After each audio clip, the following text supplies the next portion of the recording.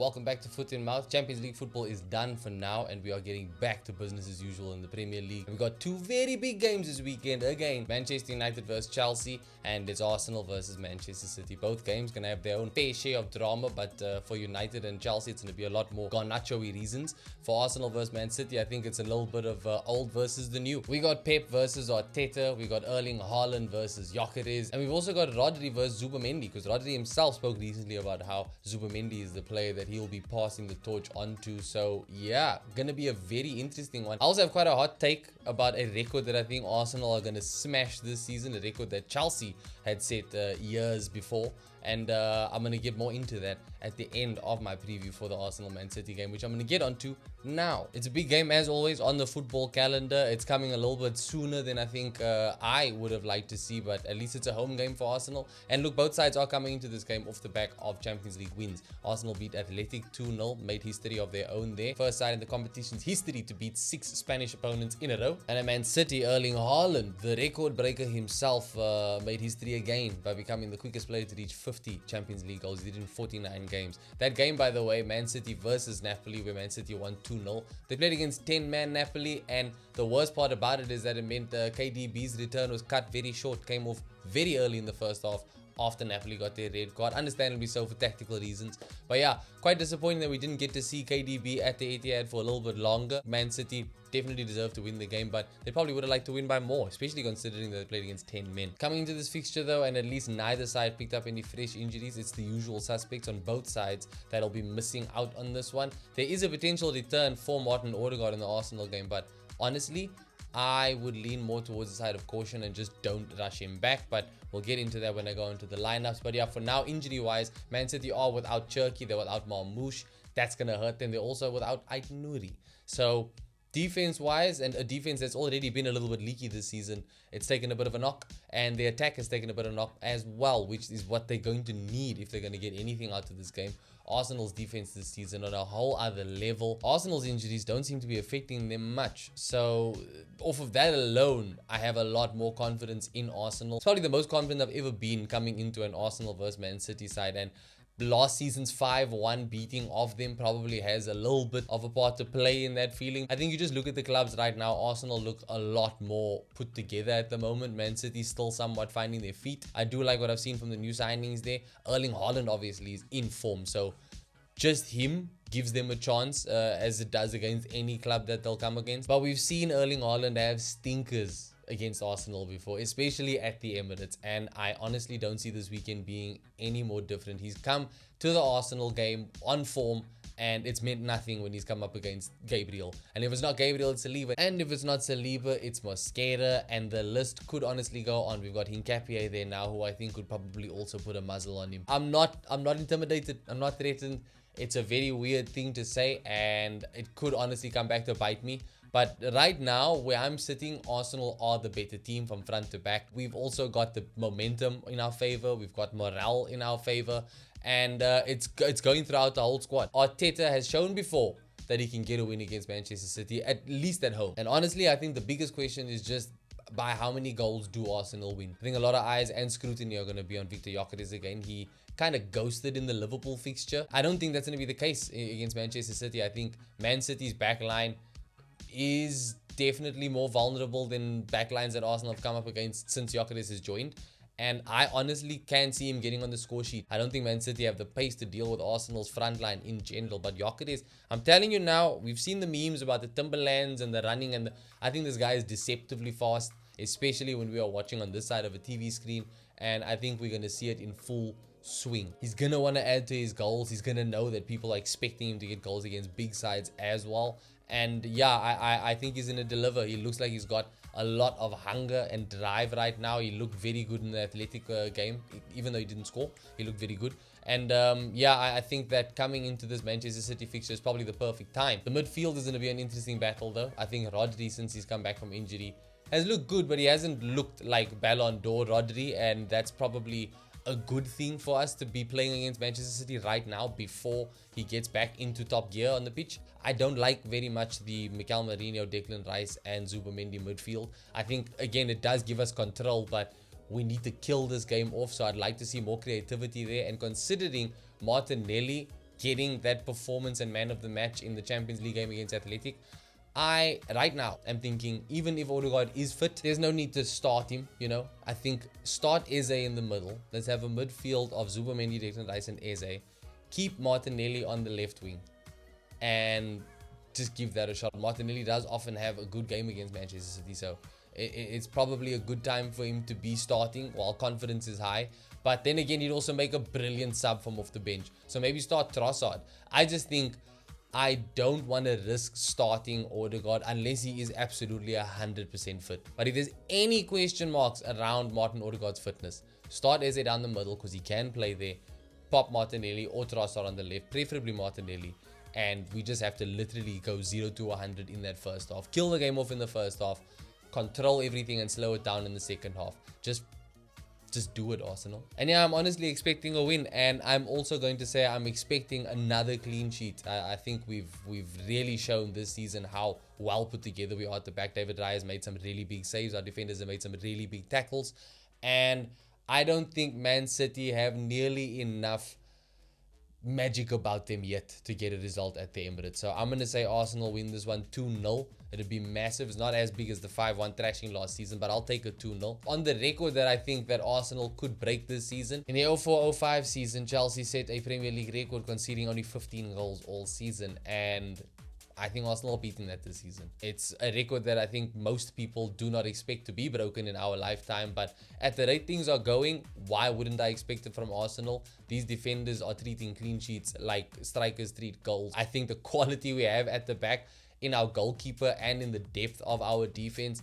I genuinely believe that Arsenal are going to break that record this season. Let me know if I am absolutely crazy, and also let me know your prediction for this Manchester City versus Arsenal game. Are you with me? Is Arsenal going to win this one, or is Man City actually going to cause an upset? Because if they do win, I think at this point, considering how the teams look, it would actually be an upset. Chelsea coming over to Old Trafford, and yeah, this one's going to be interesting. Manchester United wouldn't have liked to see what they saw from Marcus Rashford in midweek, where he got 2 goals for Barcelona to beat Newcastle. Those are goals that Man United could use right now, and Rashford's kind of looking like a player that Man United could use right now. But it is what it is. They don't have Marcus Rashford for this game. What they do have is Brian Mbeumo. So there's a chance. I don't think that Chelsea's defense is anything to write home about. I think they've looked very open at the back. Doesn't help that Levi Colwell's still injured, but even if he was fit, I don't think that this Chelsea defense is a particular threat. The same can absolutely be said for Manchester United. So yeah, this is a game that can often deliver a draw. I think historically this is way up there with derbies that have the most draws. There was a massive patch between I think 2020 and 2022 where it was just 0-0s and 1-1s. So there's a high chance that this game's going to be boring as ever. But I think just the Garnacho element alone makes things a little bit more interesting. And he's going to play. Whether he starts or comes on from the bench, he's going to play. It's going to be a tough one. Both sides kind of need a win. Man United more than anything. And I don't know if this is going to absolutely come back to bite me, but I'm leaning towards Manchester United again. I don't know why. Well, I know why. They look good against big sides, and they look good against big sides at home in particular. So I think they can do it. I think their attack, although it's lacking, it is enough to get goals against this Chelsea team. I just think that Chelsea's midfield in particular are quite good on their day, and they're better than whatever Man United is in a package together. If Man United can bypass that, Amorim can do something similar to what he did against Arsenal in the opening game of the season, where he just completely bypassed the middle of the park. I think if he can do that, focus play down the wings, Man United have a big chance. I think they have a very big chance here. They've got the pace for it, and they've got the finisher for it with Brian Mbeumo. This would be a great time for Benjamin Sesko to get his first goal for Manchester United. It must be said. Based on what we've seen so far in the league, I don't see it happening. But again, Chelsea's defense are not impressive, man. Maybe I'm being too harsh on Chelsea's defense. I don't know. But honestly, I look at it on paper. I look at them on the pitch. When you watch them play, you saw them play against Bayern Munich, and yes, Chelsea did look a lot better than I'd expected them to look, but not much of that was down to their defense for me. And yeah, I think that United can get goals here. So against my better judgment, I'm going to lean towards a Manchester United win here. But I do think Chelsea will at least score, and I'm going to say this is a Man United 2-1 win. And what a result it would be for them. I think that could be the exact kickstarter to their season. Better late than never. And yeah, let me know what you guys think about this game. Man United to win it or Chelsea to win this one. I could honestly see it being a draw as well, just because that's what history says. But I think this is going to have a winner, and it'll be Man United. Liverpool have a derby of their own, the Merseyside Derby. They are at home to Everton, and I spoke about this being a good time for Shesko to get his first goal. What a time it would be for Alexander Isak to get his first goal for Liverpool. We got our first look at Isak in the Liverpool kit against Atletico Madrid in the Champions League. Wasn't amazing, but obviously it's his first game back. He hasn't been playing football in a long time.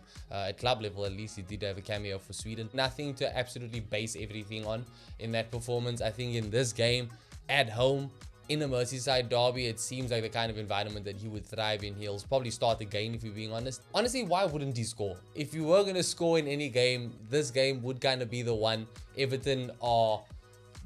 and they're very, very much little brothers of Liverpool. I mean, last season, I know they did give Liverpool a little bit of a shock. But yeah, I think that Liverpool going forward again, just way too strong. At the back, they may be vulnerable. But no matter what Everton do, Liverpool are going to outscore them on the day, whether Isak plays or not. And yeah, as much as I don't want to, I'm going to say this will be a comfortable Liverpool win. Isak he kind of has to get his first goal here. His home debut. You're probably going to see something like what we saw with Jokeris. That same thing happened for him when he made his home debut for Arsenal. And yeah, I just think it's kind of written in the stars here, man. So yeah, Liverpool to win the Merseyside derby for me. Let me know what you guys think. And then just to burn through the rest of the fixtures, we have Brighton at home to Spurs. Could be a tricky game for Spurs. We have seen some drop off from Spurs, but they are taking some momentum with them after winning the Champions League themselves. Albeit a terrible performance and an own goal that got them the win. I don't think Brighton are going to be as kind as Villarreal were. But I can also see Spurs still winning this because they've got more than enough quality about them. I don't think Brighton look very much the same going forward. All due respect to Danny Welbeck. But yeah, I think it's going to be a Spurs 2-1 win. Burnley at home to Nottingham Forest. This is another game that I think could be tricky for Forest. They could definitely use the win here. And against Burnley, you would expect them to. But Burnley have been a little bit of a surprise package in their own way. Not so much as Sunderland. But yeah, the fact that they're at home, I can see them getting a goal. But still not enough to get the win here. So I'm going to say this is another 2-1 win for Nottingham Forest. Wolves at home to Leeds. It's a must-win game for both sides. And both sides have struggles of their own. But I actually think Wolves have more struggles than Leeds. Although confidence and everything will be a little bit boosted there. You know, the manager just signed an extension to his deal, so he clearly believes in what's happening there. The players clearly believe in him, and so does the club. So I think that Wolves, this is probably going to be where they pick up their first points, their first win of the season against Leeds, and I think they can take this one another 2-1. Fulham at home to Brentford. I think Fulham, little bit of a bad patch for them. Brentford did have a nice time in the Carabao Cup this week, so I think that confidence will be there. And I think they'd fancy themselves for it. And I kind of am leaning towards Brentford as well. But I think this one's going to be a lot tighter. And I actually can't separate them. I think this is going to be a draw. I think we'll at least get goals though. I think it's going to be 1-1. Bournemouth at home to Newcastle. Newcastle coming into this game off the back of a defeat of their own in the Champions League. 2-1 to Barcelona. Marcus Rashford killing them off. But you know what? It was Barcelona. I can't really fault Newcastle too much. I think they performed decently on the night.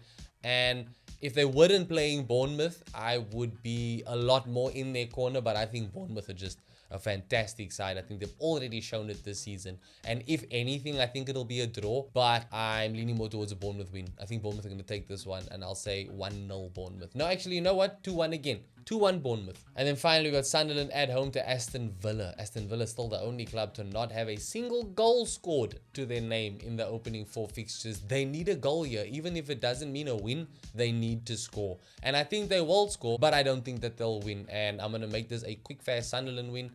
2-1 again. It's the weekend of 2-1s for me. And that does it for predictions. Game week 5 of the Premier League. Let me know your predictions in the comments below. Thank you as always for watching the video. Leave a like if you did enjoy it. If you haven't already, subscribe to the channel for more content. I'll catch you in the next one.